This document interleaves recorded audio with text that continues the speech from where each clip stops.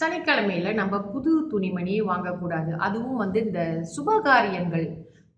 ஓரைகள் என்பது நம்ம என்னென்ன காரியங்களை எப்பொழுது எந்தெந்த ஓரைகளை பயன்படுத்தி அனைவருக்கும் என் இனிமையான காலை வணக்கங்கள். சனிக்கிழமையில நம்ம புது துணிமணி வாங்கக்கூடாது. அதுவும் இந்த சுபகாரியங்கள், திருமணத்திற்கான உடைகள், பரிசத்திற்கான உடைகள், குழந்தைகளுடைய பிறந்த நாளுக்கான புதிய உடைகள் நம்மலாம் வாங்கும் பொழுது சனிக்கிழமையில வாங்காம தவிர்ப்பது நல்லது. திங்கட்கிழமை மிக உகந்ததாக இருக்கும். அதிலையுமே சனிக்கிழமை தான் நம்ம வாங்க முடியும், சனிக்கிழமை தான் ஷாப்பிங் போக முடியும்னு இருந்தது என்றால் சனிக்கிழமையிலே வருகின்ற சந்திர ஓரையிலே நீங்கள் அந்த ஓரையை நீங்கள் பார்த்துக் கொள்ளலாம். தொடர்ந்து இன்றைய பஞ்சாங்கம் பார்ப்போம். இன்றைய பஞ்சாங்கம் இன்றைய தேதி 9ஆம் தேதி 7ஆம் மாதம் 2026 வியாழக்கிழமை, தமிழ் மாதம் ஆணி. இன்றைய சூரிய உதயம் 7:09, சூரிய அஸ்தமனம் 7:21. இன்றைய திதி தேய்பிறை நவமி. முடியும் நேரம் இன்று மதியம் 1:08. அதன் பிறகு தசமி ஆரம்பமாகும். இன்றைய நட்சத்திரம் அஸ்வினி. முடியும் நேரம் இன்று மாலை 5:26. அதன் பிறகு பரணி நட்சத்திரம் ஆரம்பமாகும். இன்றைய யோகம் முதலில் அமிர்த யோகம், பிறகு சித்த யோகமாக வருகிறது. நல்ல நேரம் காலை 11:46 மதியம் 1:18 வரை. அதன் பிறகு மாலை வேளையில் 5:24 7:27 வரை.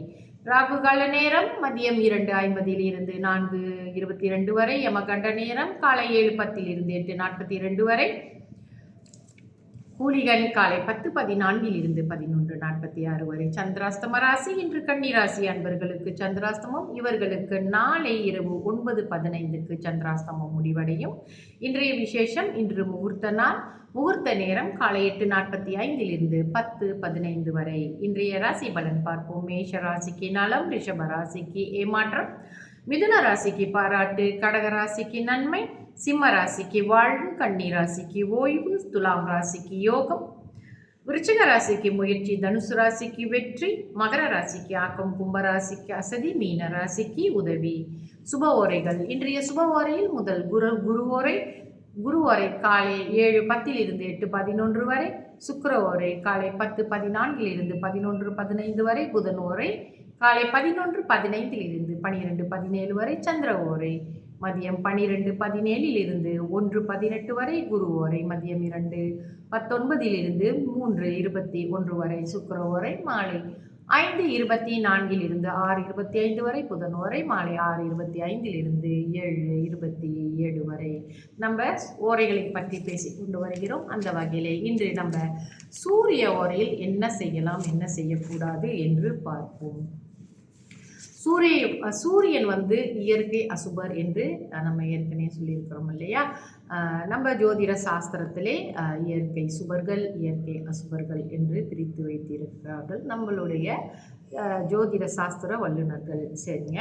அந்த வகையிலே சூரியன் அவர் எல்லாவற்றிற்கும் முதன்மையான ஒரு ராஜ கிரகம் என்று சொல்லுவோம். அவர் நட்சத்திரம் என்று ஜோதிட சாஸ்திரம் அறியும். ஆனாலும் நம்ம பலன் சொல்லும் வகையிலே நம்ம சூரியனை ஒரு கிரகமாகவே நாம் பாவித்து கொண்டு வருகிறோம்.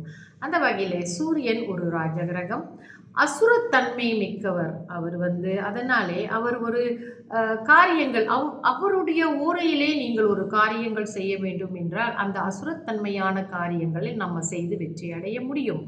ஆனாலும் கூட எந்த காரியங்கள் நம்ம செய்யக்கூடாது என்பது இங்கே தெரிஞ்சுக்குவோம். இந்த நேரம் எதுக்கு முயற்சி செய்யலாம், அப்படி என்ன வேலைக்கு நீங்கள் முயற்சி செய்யலாம் இந்த ஓரையிலன்னு பார்த்தீங்கன்னா, பொதுவாக ஞாயிற்றுக்கிழமைகளில் சூரிய உதயத்தில் முதல் ஓரையாக வருவது இந்த சூரிய ஓரை தான். இந்த வழக்கு சம்பந்தமாக ஒரு பெரிய வழக்கு நடக்குதுன்னு வச்சுக்கோங்களேன், நம்ம தேய்க்க முடியாத விஷயமா இருக்குதுன்னு வச்சுக்கோங்களேன், அதில் நம்ம அந்த உரையில் நம்ம போய் அதற்கான முயற்சிகள் எடுக்கும் பொழுது நம்மளுக்கு அதில் வெற்றி கிடைக்கும். ஏன்னா அது ஒரு அசுரத்தன்மையான ஒரு சக்தி வாய்ந்த ஓரை, சூரிய ஓரை. அந்த மாதிரி முயற்சிகள் எடுத்துக்கலாம். மற்றும்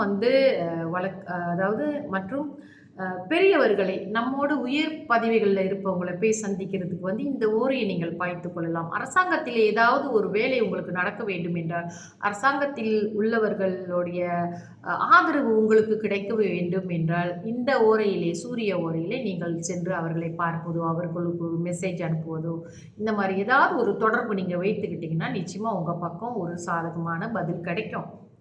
மற்றபடி இந்த சொத்துக்கள் தொடர்பாக முடிவெடுக்கிறதுக்கு நீங்கள் இந்த ஓரையை பேச்சுவார்த்தை நடத்துறதுக்கு கூட உங்கள் பக்கம் சாதகமாக ஆகணும்னா இந்த சூரிய ஓரையில் நீங்கள் முயற்சி செய்யலாம். மற்றபடி இந்த ஓரையை வரையதுக்கும் நம்ம ஒரு நல்ல காரியங்களுக்கெல்லாம் சூரிய ஓரையை நம்ம பாய்க்க மாட்டோம். அதனால் நம்ம பொதுவாகவே இந்த ஓரைகளை, இந்த சூரிய ஓரைகளை ஒதுக்கி வச்சுருவோம். எப்பவுமே இந்த வீட்டுக்கு குடி போகிறதெல்லாம் இந்த சூரிய ஓரைகளில் நீங்கள் செய்யக்கூடாது.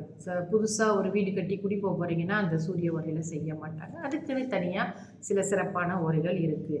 இதை மனசில் பதிய வச்சுக்கணும். ஸோ ஓரைகள் என்பது நம்ம என்னென்ன காரியங்களை எப்பொழுது எந்தெந்த ஓரைகளை பயன்படுத்தி செய்து கொள்ளலாம். ஏன்னா நல்ல நாள் நேரமும் ஒதுக்கி வச்சுருக்கிறாங்க, நல்ல நாள் ஒதுக்கி வச்சுருக்காங்க, கரிநாள்னு சொல்கிறாங்க. அந்த மாதிரி அதாவது மரண கண்டம், ஒரு நாள் முழுவதும் மரண கண்டமாக சில நாட்கள் வரும் அல்லவா. இதெல்லாம் இருந்தும் இப்படி வருது அப்படின்னு சொன்னாக்கா இதுவும் பாய்க்கணும்னு சொன்னாங்கன்னா இது எப்படி பாவிக்கிறது, இந்த நேரங்களை எப்படி நம்ம உபயோகப்படுத்துவது என்பதுக்கே நம்மளுக்கு ஒரு படிப்பினை வேணும். இந்த பஞ்சாங்கம் தெரிஞ்சிருக்கணும், எப்படி இதை பயன்படுத்தலாம் அப்படின்னு. எப்படி இந்த ராகு கால யமகண்டத்தெல்லாம் ஒதுக்கி அப்புறம் ஒரு நாள் முழுதும் மரண யோகமாக இருந்தால் அதையும் பயன்படுத்தக்கூடாது, கரிநாளை ஒதுக்கி ஆக வேண்டும் என்று இவ்வளோ விஷயம் இருக்குன்னு சிந்திக்காதீங்க. உங்களால் அன்றுதான் அந்த வேலைகளை செய்ய முடியும் என்றால் அந்த நாளில் இருக்கக்கூடிய இந்த ஓரைகளை பாய்த்து கொள்ளலாம். இந்த ஒரு நாள் முழுவதும் மரண யோகமாக இருக்கிறது அல்லது கரி நாளாக இருக்கிறது.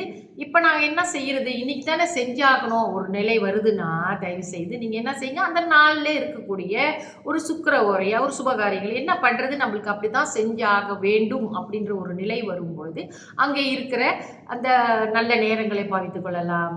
அல்லது அங்கே இருக்கின்ற சந்திர ஓரையோ சுக்கிர ஓரையோ குரு ஓரையோ நீங்கள் பாவித்துக் கொள்ளலாம். அதை தெரிஞ்சுக்கணும். இதை எப்படி நம்ம இவைகளை பயன்படுத்த வேண்டும், எப்படி பயன்படுத்துவது என்பதை பற்றியே புரிந்து கொள்ள வேண்டும்.